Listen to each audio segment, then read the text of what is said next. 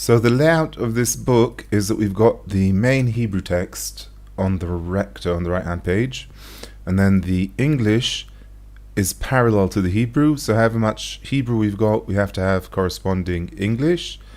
And then underneath you've got footnotes which run across both pages. Now the footnotes relate only to the English. There are no footnotes in this case on the Hebrew. So just Hebrew and then English opposite, and then the footnotes underneath.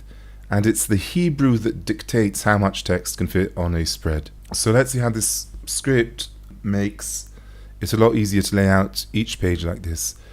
First of all, just one thing to know, the footnotes, this is the beginning of a chapter. The first page of a chapter, first spread of a chapter is a bit different to the other pages. The footnotes all appear on this in this text frame at the bottom on the pasteboard down here. To begin, I'm actually going to delete the footnotes so that they're all just here. And I'm going to reduce the size of the English frame as much as possible.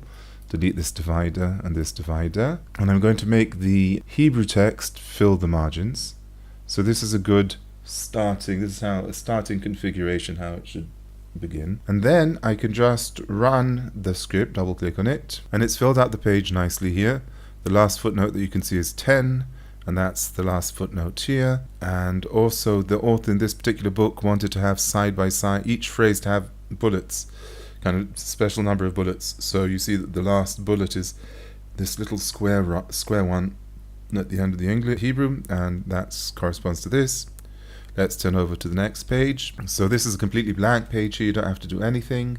Once you set up the first page of the first spread of the chapter, just have to have pages, blank pages available. Go to the next one, double click, wait literally a second or two, and it does the next page.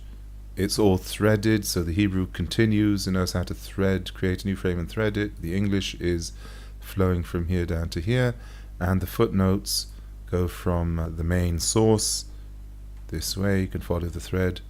And once again, the last footnote's 25, and that's 25 over here. And we've got a black bullet and then two hollow bullets, and a black bullet and two hollow bullets. So it's built, seems to have built the page nicely. Turn to the next page. Double click. You can obviously make a shortcut so you don't have to keep double clicking on the script. You can apply a shortcut to the script, and here it's built the next page. But just one other thing, if you decide that you need extra space on this page, there needs to be a graphic or whatever, you can adjust the Hebrew to wherever you want it to end. Double click, and now it will fill the page to correspond to this Hebrew.